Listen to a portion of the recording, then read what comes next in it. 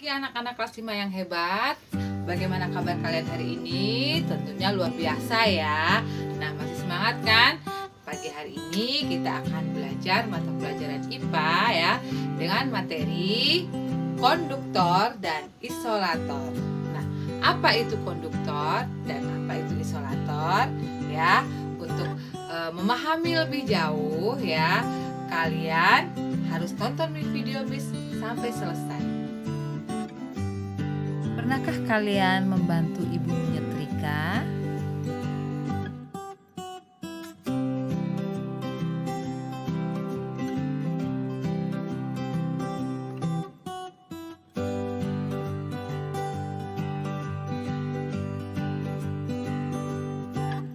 Coba kalian cermati setrika yang digunakan.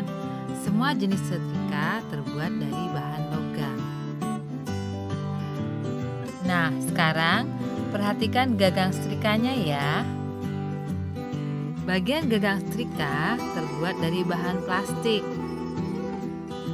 Dengan pegangan bahan plastik, panas yang dihasilkan setrika tidak merambat ke tangan. Ada benda yang cepat menjadi panas dan ada benda yang tidak cepat menjadi panas atau tidak panas sama sekali. Benda yang cepat panas berarti menghantarkan panas, sedangkan benda yang tidak cepat panas atau tidak panas sama sekali berarti tidak bisa menghantarkan panas. Berdasarkan kemampuannya menghantarkan panas, benda dibedakan menjadi dua macam, yaitu konduktor dan isolator.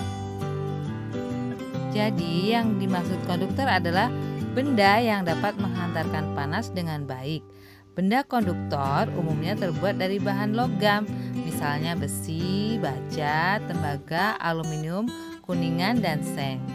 Logam aluminium digunakan untuk alat-alat memasak seperti panci, wajan, dan ceret. Alat-alat tersebut dapat menghantarkan panas dengan baik. Sedangkan isolator adalah benda yang tidak dapat menghantarkan panas. Benda isolator umumnya terbuat dari bahan bukan logam seperti karet, plastik, ebonit, kayu kering, dan kain kering. Kayu dan plastik digunakan untuk membuat pegangan atau gagang pada wajan, panci, sodet, dan setrika. Bagaimana penggunaan bahan konduktor dan isolator? Sifat konduktor dan isolator suatu bahan dimanfaatkan untuk membuat beraneka benda yang kita gunakan sehari-hari. Antara lain, peralatan memasak. Peralatan memasak terbuat dari bahan konduktor dan isolator. Sebagai contoh, penggorengan yang terbuat dari aluminium yang bersifat konduktor agar panas dari api cepat berpindah ke wajan sehingga makanan cepat matang. Tangkai atau pegangan wajan terbuat dari bahan ebonit yang bersifat isolator agar panas dari api tidak cepat berpindah ke tangan. Dengan demikian, tangan kita tidak kepanasan saat memasak dan memegang tangkai wajan tersebut. Begitu juga dengan cerek. Cerek terbuat dari aluminium yang bersifat konduktor agar air cepat mendidih ketika dipanaskan. Pegangan cerek terbuat dari bahan eboni yang bersifat isolator sehingga kita akan mudah menuangkan air panas ke dalam cerek dengan cara mengangkat pegangannya dan tangan tidak panas. Penggunaan bahan konduktor dan isolator juga diterapkan pada peralatan listrik seperti setrika listrik. Bagian dasar setrika terbuat dari logam agar cepat panas. Panas ini digunakan untuk menghaluskan dan merapikan pakaian. Sedangkan gagang setrika biasanya terbuat dari plastik. Perpaduan inilah yang menjadikan setrika listrik aman dipakai meskipun pada suhu tinggi. Peralatan listrik lainnya adalah solder. Solder digunakan untuk menyolder atau mematri, yaitu membuat sambungan pada komponen-komponen elektronik Batang pada solder terbuat dari konduktor sehingga dapat menghantarkan panas dari sumber panas. Sedangkan pegangan solder merupakan bahan isolator untuk menahan panas agar tidak sampai ke tangan kita.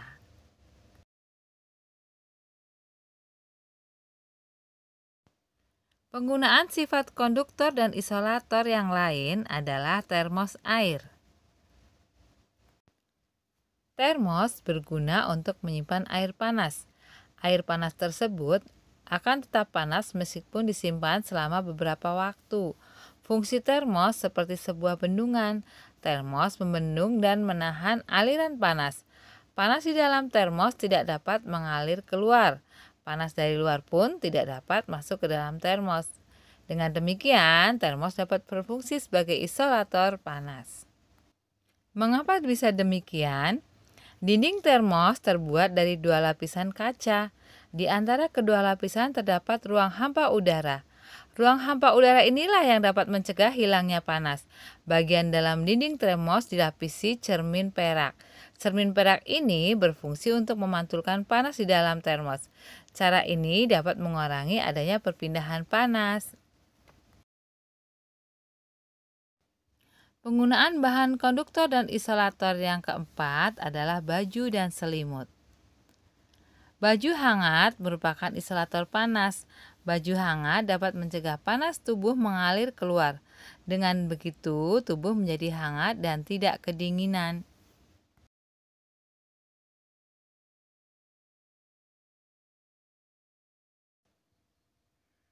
Apabila kita berselimut kain wol, badan kita akan menjadi hangat. Penyebabnya adalah panas badan tidak memancar keluar karena terhalang oleh selimut dan udara yang ada di antara selimut dan badan.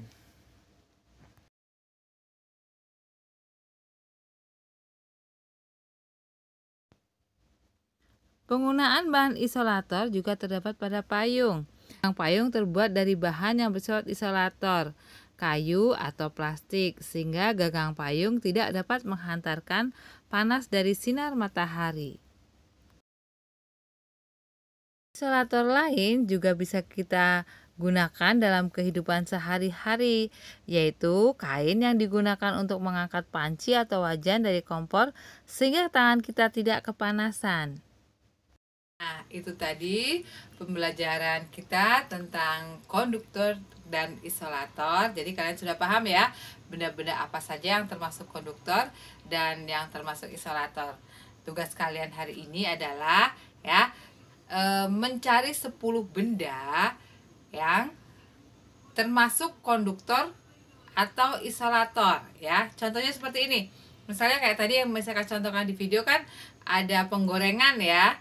Teflon itu kan kalau yang logamnya namanya yang buat goreng itu konduktor, kalau gagangnya itu isolator. Jadi nanti kalian cari barang yang seperti itu ya, yang ada isolatornya, ada konduktornya, seperti itu ya. Bisa kan? Bisa ya. Oke, selamat belajar, selamat mengerjakan tugas, dan salam sehat selalu.